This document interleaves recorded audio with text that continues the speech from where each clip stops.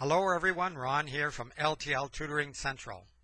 In this video I'm discussing the Q of the SQ3R reading method. I had a student send me an inquiry about the Q, why to do it, how to do it, and how to look for answers to the questions. So Q of course stands for question in the SQ3R, and the SQ3R is survey, question, read, recite, review. And I have done other videos and blogs on the SQ3R reading method. There are other reading methods as well, many of them. All of them have a section on questioning, so it works for any reading method. So why Q? Why question? Well, the idea of the questioning piece is that you become engaged. You become a part of the learning process. So instead of picking up a textbook, and this is mostly for academic writing, so instead of picking up a textbook or reading a text online and just reading blindly in a way or cold, you are warmed up for the reading. So the survey part gets you warmed up a little bit. You get a general idea of what's coming in the section that you're reading or the chapter.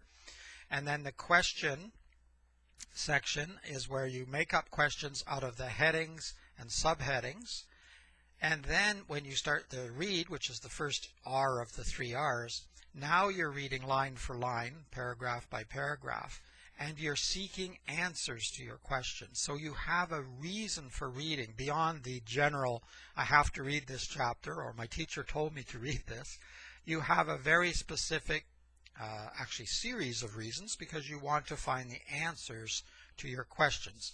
This makes you the central part of the learning process, which is really important because it is, after all, your education. So I'm always on and on about this. I will be in the book that's coming out hopefully soon. I'm still writing it, and it's all about you taking control and being engaged in your own learning, and that's what the Q is for the SQ3R.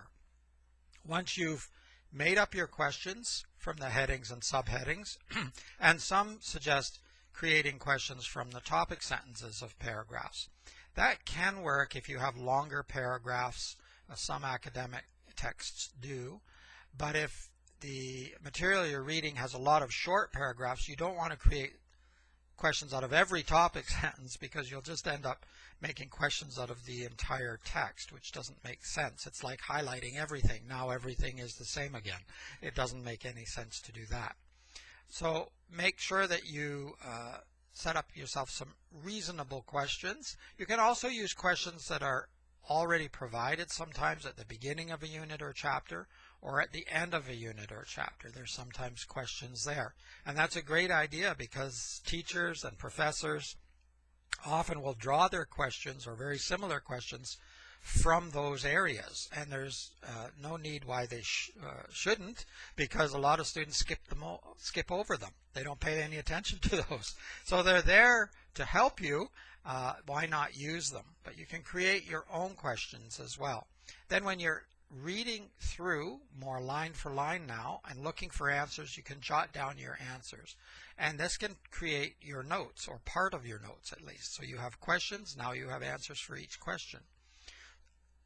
When you take your notes, and this video is more about the Q, but I often suggest taking notes, your preliminary notes on the left side if you're using a notebook or paper, and then leave the right side for additional notes or your thoughts and ideas or making connections, so that you don't have too much of a mess as you go forward. If you're doing it on a computer or device, it's a little easier to move things around, of course. However, I think it's a great idea to use your hand and write things down. You might use your right hand. I'm actually left-handed, but you want to write things down because I think it wires the brain a little bit differently.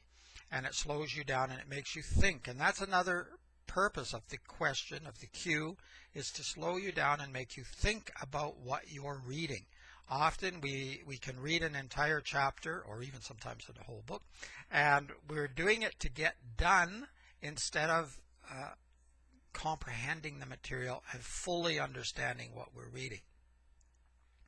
If you use a reading method like the SQ3R or any of the others, the point is that, and the question piece, if you use the question piece, you will remember more. So you will learn more in the first place because you have asked questions, you're now finding answers for yourself, writing them down, some of them in your own words, hopefully, trying to get those ideas down.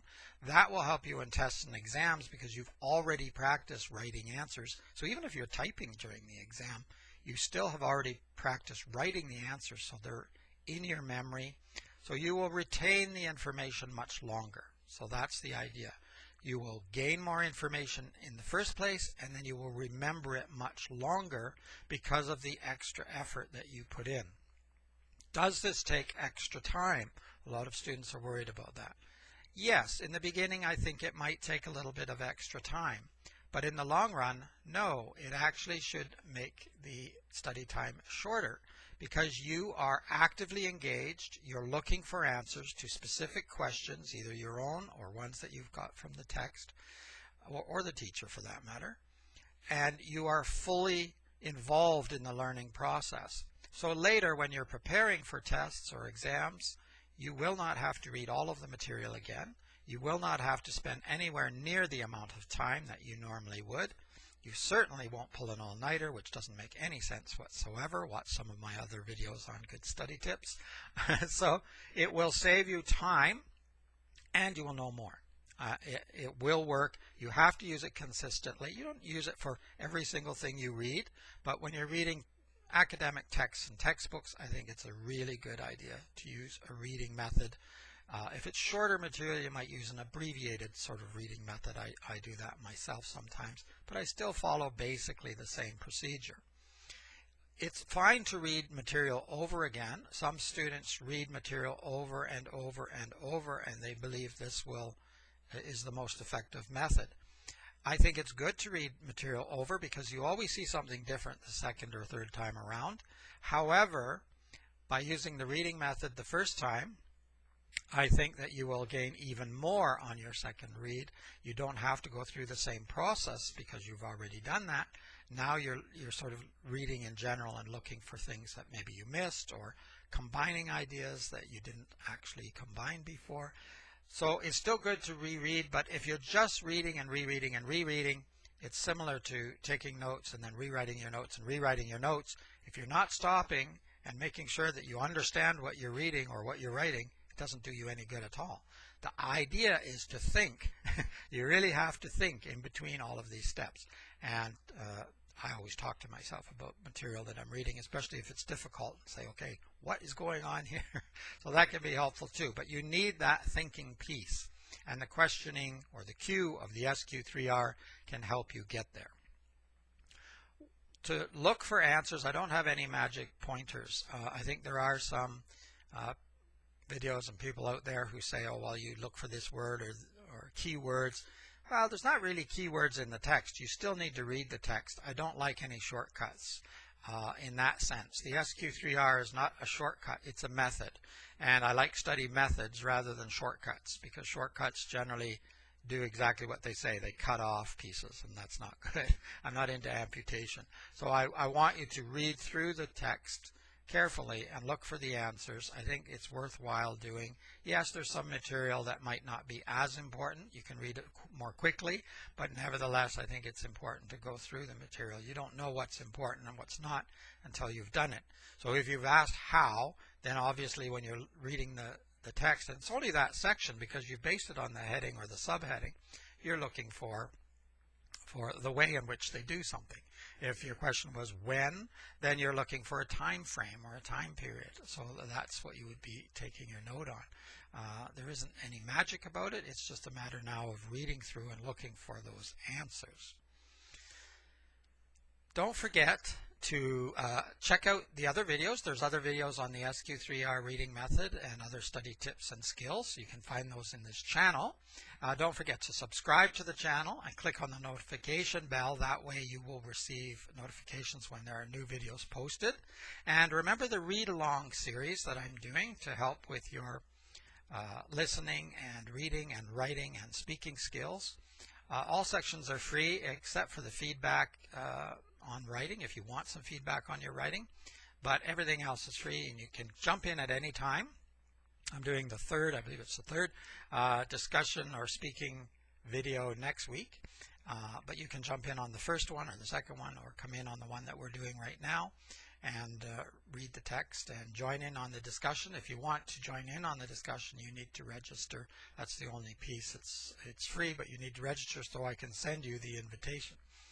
I will put a link for the read-along and how that works down below. I'll also put a link to the website. You can ask me questions below the video if you're watching on YouTube, or put comments, or you can send me an email. You can check out the website, check out my online courses there. Also, if you're interested in personalized tutoring lessons, I do that as well. So shoot me an email and I can give you details on several different programs that are available. There's some information on the website as well, particularly for the speaking English lessons. It has been Ron from L.T.L. Tutoring Central. Keep learning and keep having fun. Until next time, bye-bye for now.